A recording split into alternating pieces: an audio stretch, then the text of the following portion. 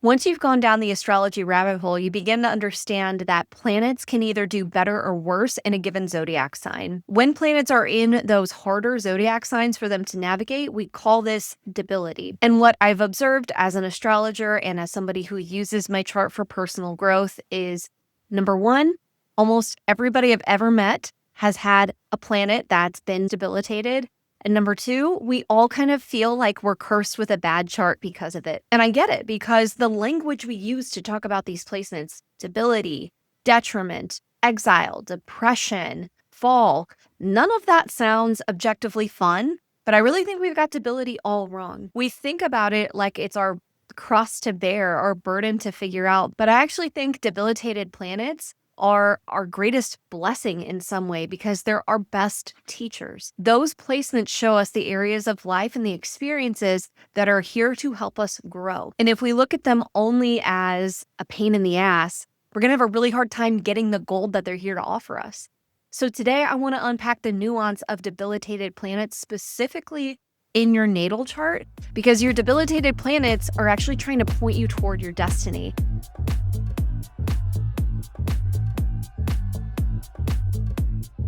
Hey everyone, welcome back. I'm Dana Solara. I'm an astrologer and spiritual coach, and I specialize in self-reclamation, which is that process of coming back home to yourself. I love astrology for all things spiritual healing and growth. And a huge component of what I teach for how to do that is birth chart self-inquiry, the ability to look at your birth chart and understand it from the lens of your spiritual curriculum.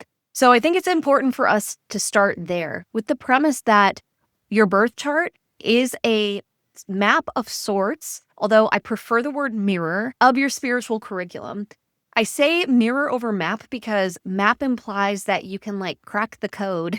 There's some singular answer. If I just follow these steps, then I'll be self-actualized. When the truth is, it's more like you look at your birth chart, it reflects the truth of who you are back to you, and it gives you a language for your inner world and the things you really desire and long for, and just your spiritual destiny that you may not have been able to access otherwise. Now, we have to understand that the birth chart is a mirror, or a map if you prefer, of your spiritual curriculum, because that's what allows us to have a more expansive view of our debilitated planets. In the ancient world, astrology was most definitely about your fate, and there was no modern idea that you could really change that. And I think for our purposes in the modern world, it can be both. Two things can be true. We can embrace the idea that your soul chose to have certain experiences and learn certain lessons over the course of your life, and that is fixed, so to speak. It's your fate. But also within that, as a human, you do have free will. You're not just on a track that's moving from birth to death. You are making choices all along the way.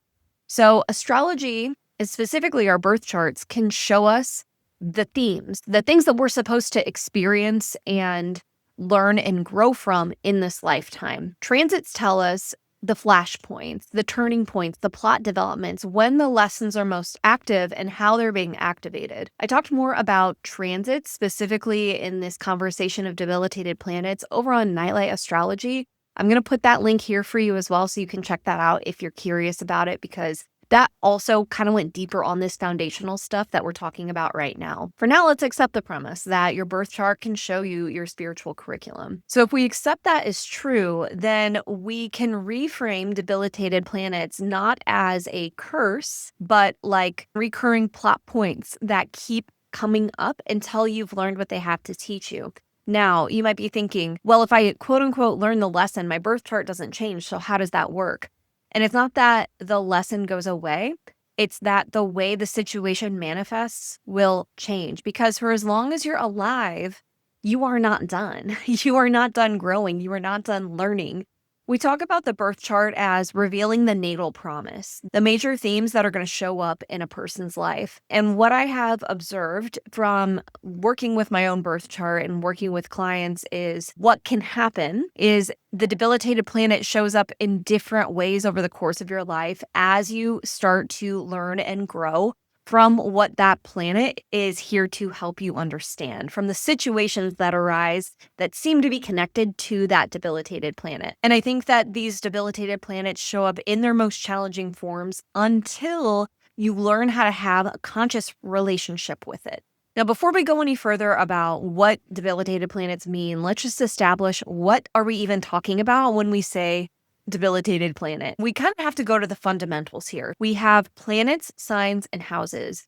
And when you're trying to interpret a placement, you always want to start with the planet. The planet is the raw energy, and I'm going to use a theater analogy that I've read somewhere. I don't know who came up with it. I don't know where I originally read it, but unfortunately, I can't take credit for this.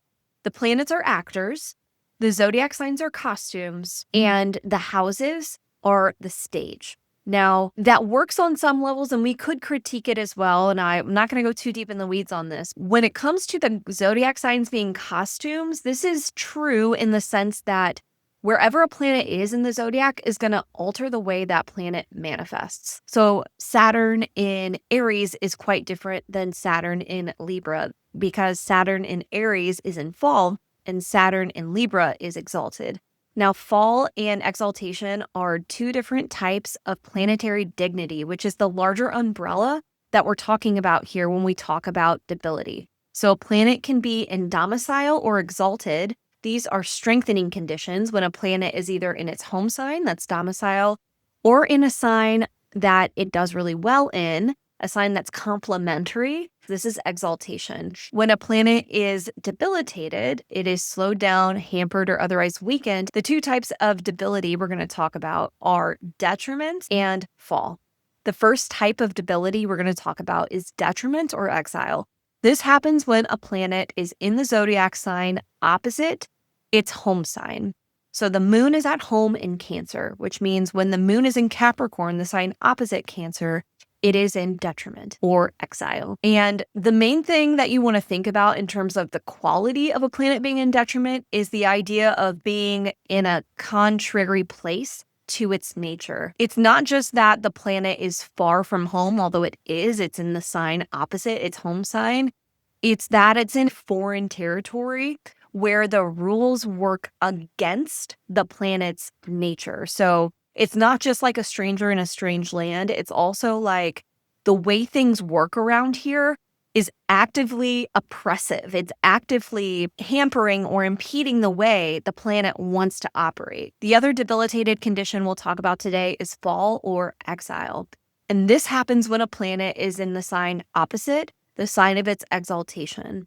So Jupiter is exalted in Cancer, and that means when Jupiter is in Capricorn, it is in fall. And when a planet's in fall, the environment doesn't support its full functioning. Conflict vibe that we get when we talk about a planet in detriment, and more about, and that's because the seasonal and elemental conditions that give the planet its power are inverted here. You can think of it as a planet trying to do its job with the wind working directly against it. You can think of it like a fire that doesn't have enough oxygen to keep going.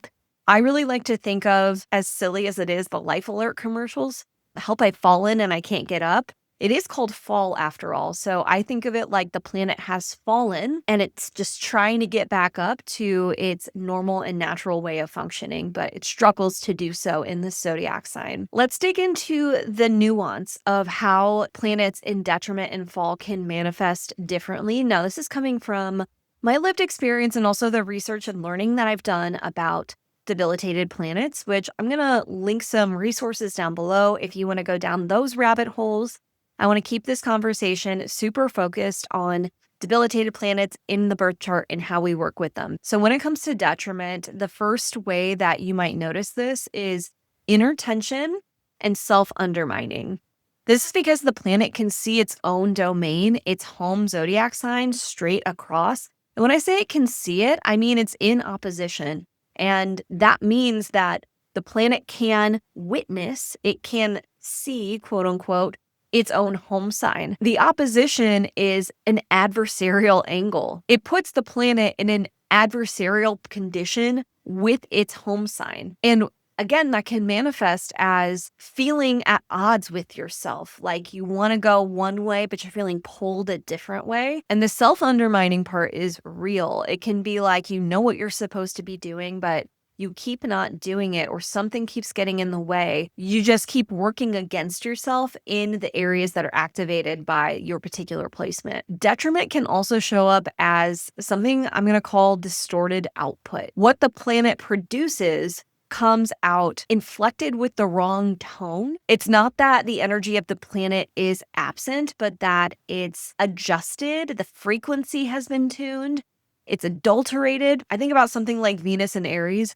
A person with Venus in Aries is not going to lack Venusian qualities. They're still going to want connection. They're still going to seek harmony in some way, but they might have a more challenging time learning give and take. For Venus and Aries specifically, that distorted output might look like needing a lot of independence in relationships, and that being a source of conflict and therefore a place where you have to learn and grow. That distorted output with the Venus and Aries example might be something like a person cares very deeply and passionately because, hello, it's Aries, but it may come off really strong, too hot.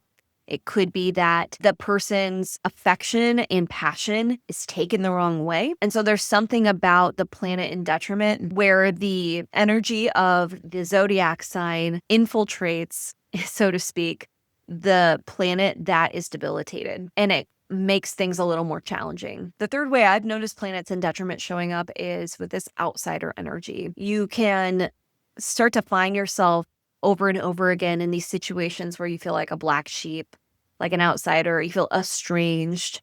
It's kind of back to that idea of the planet being in a place that's opposite its home.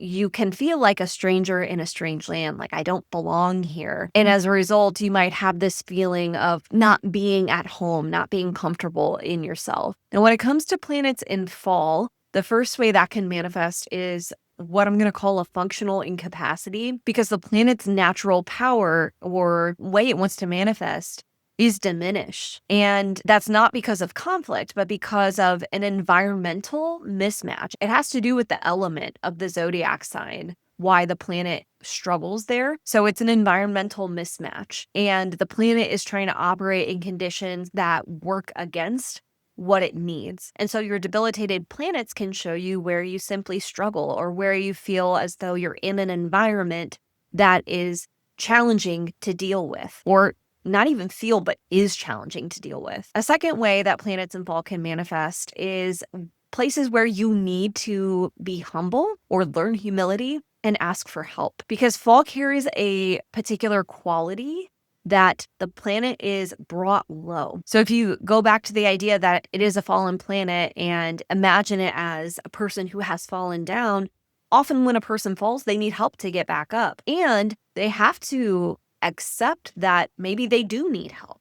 They have to reach out to other people and get support. So with our planets in fall, we can see areas where we often need to ask for help, where we can get humbled a little bit, and where we might perceive ourselves to be making mistakes. The third lesson that a planet in fall can offer is the lesson of receptivity, because fall strips away the planet's self-sufficiency in that domain. So what it teaches is often about learning to receive, whether that's support or knowledge or correction, rather than pushing through on your own terms. And I don't want it to sound like I'm sugarcoating this, because that sounds kind of nice, like learn to receive.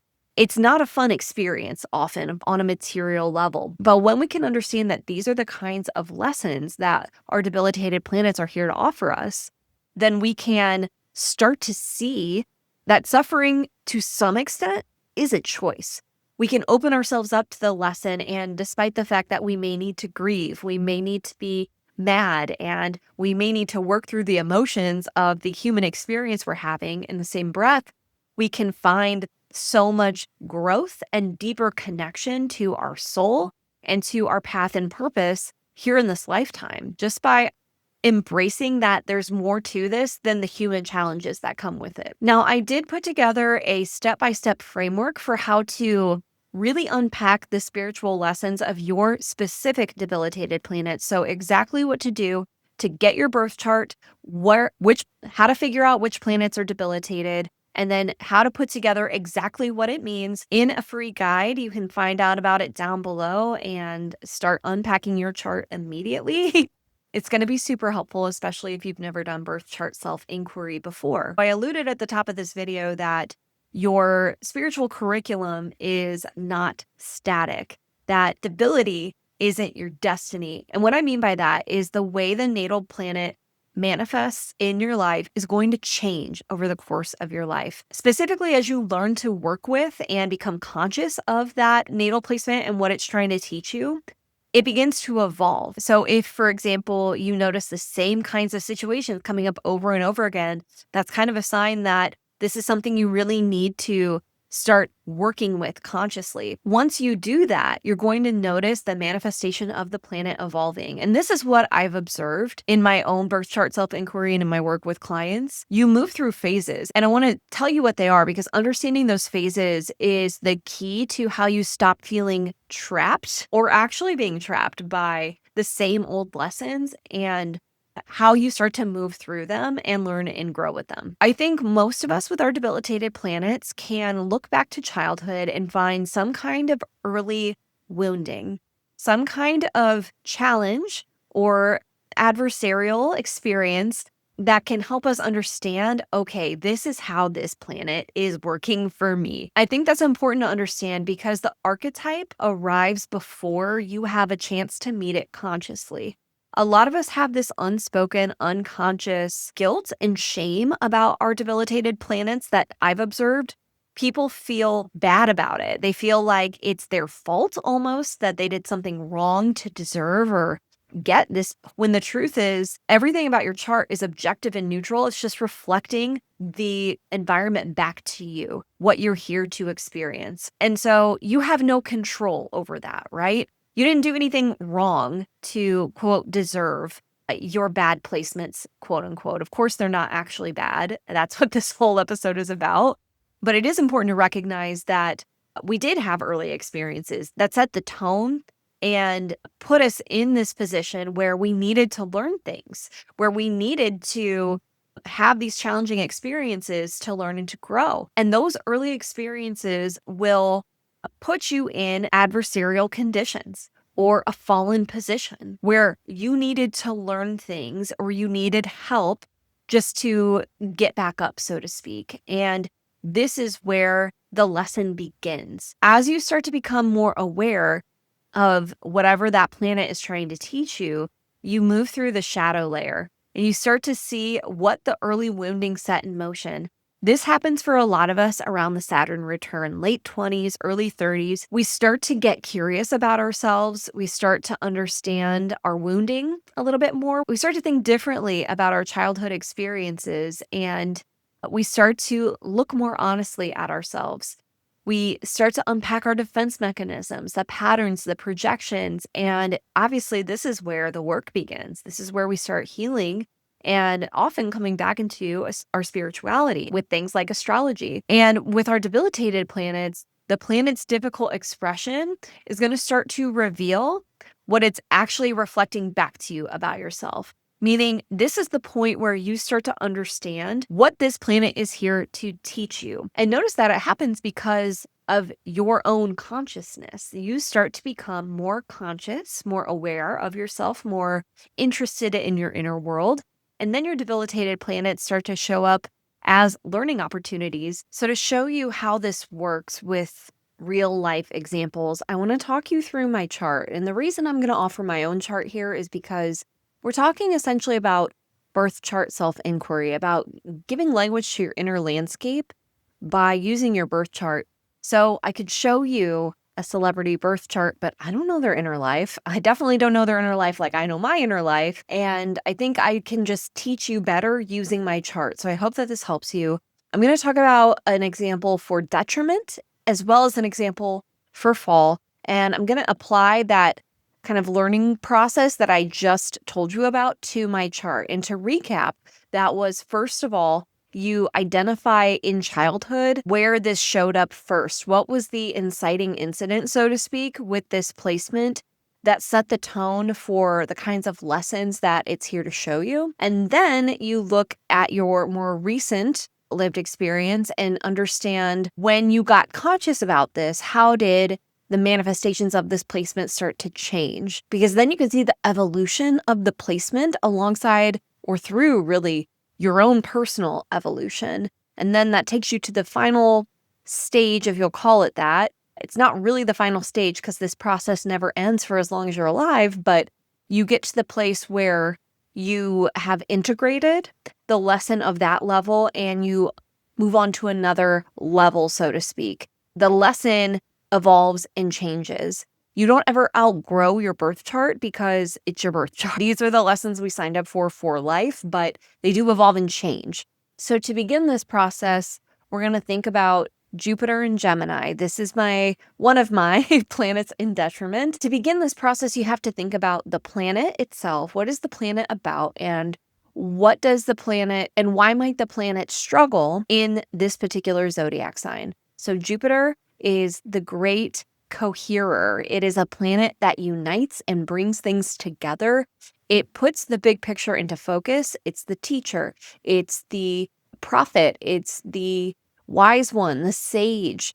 It's the astrologer. It can even be the legal system, like lawyers and judges. And the word expansion always comes up with Jupiter as well. It does grow and make things bigger. And when we think about Gemini, to understand Gemini, you have to understand Mercury because Mercury is the ruler of Gemini. And Mercury is an analyst. It wants to tease things apart, break things down to the smallest common denominator, and really like Rubik's Cube life in every situation. It's extremely curious, inquisitive, and critical, not necessarily in the negative way, although yes, can be, but it just wants to dissect everything. So you can see how the energy of Jupiter which is really about, again, the big picture, cohering, uniting, bringing things into focus, is very different than what I just described about Mercury. So Jupiter in Gemini struggles because Jupiter wants to bring things together, but Mercury wants to pick everything apart. And when we consider the fact that we're talking about a planet in detriment, we're talking about a planet that's in adversarial condition. So Jupiter wants to bring things together. It wants to believe and have faith in something bigger. It's spiritual for sure, but it can't stop asking questions. It can't trust really, because it's just so curious. And that curiosity is not a bad thing, but it can go to a place where there's no trust, there's no belief, there's no hope. And that's really a challenge for Jupiter because that's not how Jupiter operates, right? Now, when you start to think about how has this shown up for me and you're starting with your childhood, like you're starting with your earliest experience with where might this have come up for me originally? What are the operating instructions for this placement? You should think about the house topics too, because that's going to give you a clue about the area of life that this has shown up for you. So I think about the ninth house where my natal Jupiter is. I think about teaching, learning, long distance travel is the thing with the ninth house, but I really think more about like life's big questions, your values, your basic operating principles, what really matters to you, what you stand on and what you stand for. But it is certainly about teaching and learning and publishing and going out and spreading the word about your message, right? So when I put all of that together, I immediately think about my experience in school.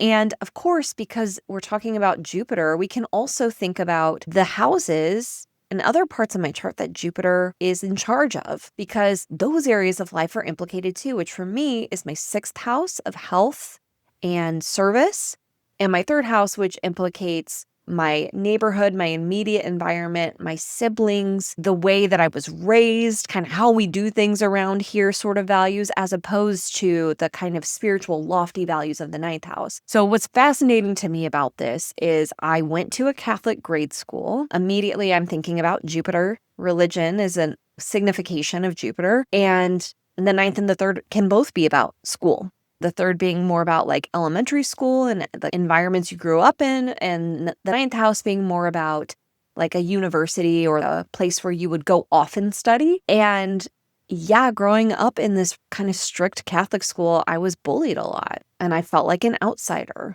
which is so textbook because we're talking about debilitated planets. And my third and my ninth are both implicated in that because I had a lot of questions about the Catholic faith. I didn't really understand the ritual of it. It was like everybody's doing a lot of things without asking why.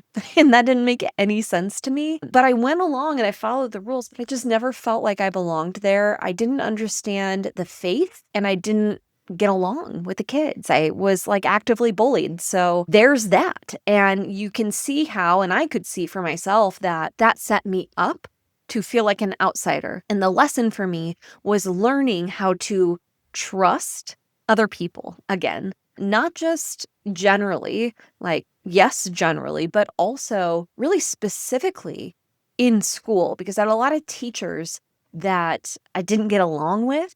I also felt really invisible in school. I felt like people didn't see me, especially my teachers. Like I liked school a lot, but I didn't get the recognition or attention that I thought I should get. And I can kind of see how a Jupiter in Gemini would be maybe a little arrogant. And I do think, if I'm being really honest about myself, that that kind of was a byproduct. Like I was so fed up with not being noticed and people being mean to me, my classmates being mean to me, my teachers not noticing, that I got a little indignant, you know? And certainly when I get into a debate with somebody, like I'm the kind of person who can't be wrong sometimes. And all of that like really screams Jupiter in detriment to me. This is somebody who has strong opinions, but is like not recognized or just can't be wrong about things. But it really wasn't until my Saturn return until I started getting conscious and more aware of myself. And I started asking questions about these patterns and recognizing them as something within me and not problems with other people. Like, yes, I objectively did have shitty teachers who, like, I had a professor in college that would read verbatim the script from the textbook, from the publisher, and she used the slides from the textbook and she just read them. Like she didn't even teach. She was just reading stuff. She was objectively not a good teacher, but I certainly can see where that was trying to teach me something about me. And I didn't need to spend all my time and energy judging and critiquing her, because there was one class in particular where I actually just counted for 80 minutes how many times she said or like. It was over 100. It was bad. However, was that the best use of my time and energy? No, I could have done so many other things. I could have just recognized, like, this is not working out for me. Let me take my learning into my own hands. Instead, I had to get really critical. So I've learned by recognizing this pattern through the lens of astrology that this is a thing that I do. Like I can become very critical of other people. And when that's happening, that's a clue for me to wake up to what's happening and shift my energy into something more productive and positive. Now, what's really interesting to me is having done some of that work and really calling out that pattern for what it is, doing this shadow work with this placement. It's really what this is now the lesson has changed. And I think it's also because of just where I'm at in my life, because now I am a teacher in multiple ways. I'm a high school English teacher. I consider what I do here on my channel teaching, and I have had to learn over the last decade, and I'm still learning for sure, how to work with imposter syndrome of being the teacher. I'm kind of stepping into this like Jupiterian role, especially with the ninth house, because it's about astrology. The ninth house can be about divination. And so I just think it's interesting that now the lesson is less about like getting validation from my teachers, like wanting to be seen as an intelligent, good student and not getting that. Having bad teachers, and by bad teachers, I mean teachers who like didn't care. Now I'm the teacher and I'm working with the fear of being criticized, right? Like showing up online like this, you're really putting yourself out there, and you really have to be okay with the fact that people might just not like what you're doing, and they might tell you, and they might be really fucking rude about it, right? You have to be okay with that. And that's something I'm learning how to do actively right now. And I feel like that is a way that this particular lovely signature in my chart, Jupiter in Gemini, is manifesting now. Like, can you be okay with the fact that people are going to have different opinions about you? They're not all going to be good. Can you really just let that not be your problem? Can you also soften and tune down the criticism that you direct back at yourself, right? And that you try to protect yourself from other people from? So it's interesting because it's still very much about the original seed of this planet for me, right? This placement for me, which was people critiquing me, people making fun of me, and feeling like I couldn't be myself. And so now I'm having to learn how to do that, just in a totally different context. It's really beautiful, actually, in my opinion. So that was a planet in detriment, being in adversarial conditions. And now I want to give you an example of a planet in fall. And again, technically Mercury here is in detriment and fall, but I'm going to talk about it specifically in fall here. We talked about fall as the condition of being made humble, low, or weakened, incapacitated. We know Mercury is the voice. It's the ideas, it's the intellect, it's wanting to share a message and speak out. And Mercury is in Jupiter's sign. So you might notice that Jupiter is in Mercury's sign in my chart and Mercury is in Jupiter's sign. This is called mutual reception. We're going to talk more about it in a second. But Mercury struggles in Jupiter's sign for the same reason Jupiter struggles in Mercury's sign. The energy that these two planets bring is diametrically opposed. Literally, their places, their signs are opposite one another. So Pisces is ruled by Jupiter, and Pisces opposes Virgo, which is ruled by Mercury. Gemini is ruled by Mercury, which opposes Sagittarius, which is ruled by Jupiter. All that to say, these energies, again, they are total opposite. Jupiter wants to bring things together. Mercury wants to analyze. So when you have the flip of that, because we talked about what it means when Jupiter's in Mercury's sign. When Mercury's in Jupiter's sign, it can't put its finger on the details like it wants to. It's like everything everywhere all at once, especially Mercury in Pisces, because we're talking about a mutable water sign. Mutable is changing. Mutable signs are at the end of a solar season. So Pisces is at the end of winter. So the quality of light is changing from winter to spring. And water, we know, is emotional. It's feeling rather than thinking. And Mercury wants to be intellectual. It wants to be precise. Its two home signs are air and earth. So being in a water sign, it feels a bit like being in a wave pool where the waves are getting a little too wavy. It's kind of pulling you under in the undertow. You're just kind of sloshing around and there's a lot happening all at once. And I'll tell you the lived experience I have of this, I've described it as like watercolor thinking. Everything is imbued with this deep feeling. And it's very hard often to put things into words. One of my favorite words is ineffable, which is a word that means I can't put it into words. Now there's beautiful things about this placement too, and about all placements truly, but I love that Mercury in Pisces is poetic, but I will tell you that I could not and was taught not to embrace that. Okay, so here's where the fallen element of this comes into place. Growing up, I was really criticized for my ideas quite a bit. I was like the first one to want to make a plan and just go for it, just go after it. So silly, but in kindergarten, I was playing with my friends and we were inventing something, who knows what. But I immediately went into planning mode and I was like, okay, who knows somebody who works at the news station? We're going to call him up and get on there. And this was in like, the early 90s. So I don't know. It's hilarious to me now, but I feel like that's very mercurial, like to have an idea and want to run with it, to want to plan things out step by step. And I had a lot of creative ideas. I wanted to be creative. I'm not going to go into too much detail here, but over the course of my childhood, pretty early in elementary school even, I can recall many occasions where I would share an idea, whether that was an aspiration I had, something I wanted to try, and I was criticized. I was made fun of. I was a competitive dancer. We were talking about what kind of theme did we want to do for our recital? What kind of song? And I suggested Grease, the movie. And I remember my teacher going, Grease? And being such a bitch about it. And it was things like that. But often it was coming from people closer to me that I really respected, not just my, rude dance teacher. So I was humbled in a sense about my ideas. But what's fascinating to me and what I hope is helpful for you to hear too is like, I didn't need to be humbled. Like I wasn't some cocky kid thinking I had the best ideas. I was just a kid with an imagination. And my imagination was in an environment where it was not appreciated. And so I was humbled, I was criticized, and I had to learn how to appreciate my own ideas. Like that was how I had to learn how to get back up, and I had to find people like me who did appreciate my ideas. So that came in the form of one life-saving teacher, my sophomore high school English teacher. I truly believe I would not have graduated high school. I would have dropped out of high school. Like that was the path I was on had it not been for this woman. And I did bring up the hard teachers, right? But what's interesting, like I said, is this mutual reception. Jupiter's in Mercury sign, Mercury's in Jupiter sign.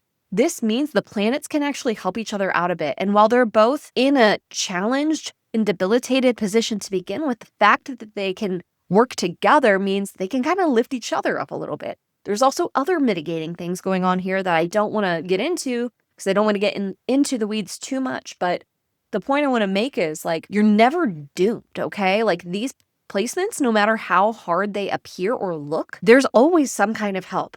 There's almost always help in your birth chart, and there's always help in life. When I got to the shadow work moment of my life where I started to really try in earnest to understand my inner world, I could see that I really internalized that my ideas were not good, that I didn't know what I was doing, that the things that I thought would be worthwhile and interesting were bad ideas, and that I was basically dumb. Once I started doing shadow work, I could see that that experience, while not enjoyable in the least, has forced me to stand on my own 2 feet when it comes to my ideas, to not rely so much on other people to tell me if my ideas are good or bad.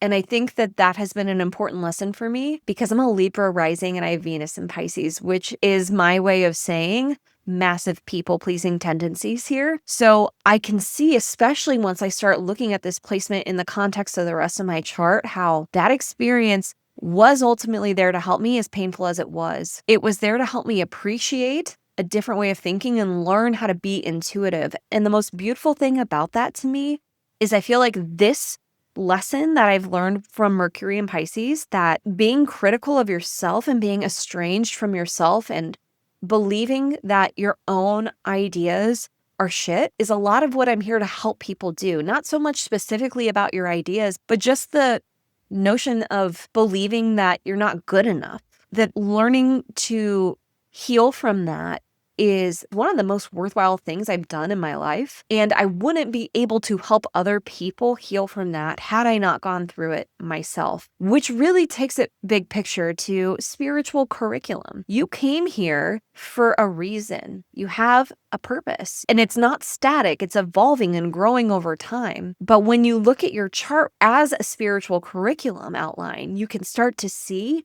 where the lessons began, how they evolved, and as enough time passes, why they unfolded the way they did. You can understand the gift that it gave to you. So I hope that taking a look at my chart like this was helpful. And I hope that these concrete examples gave you what you need to help you get started with your own research. Remember, I have that free guide for you that has everything you need to do this for yourself, a chart of which planets are in detriment and fall in which zodiac signs, quick keywords for the planet signs and houses, and a step-by-step for what to do with your chart to try to get these insights for your own chart as well.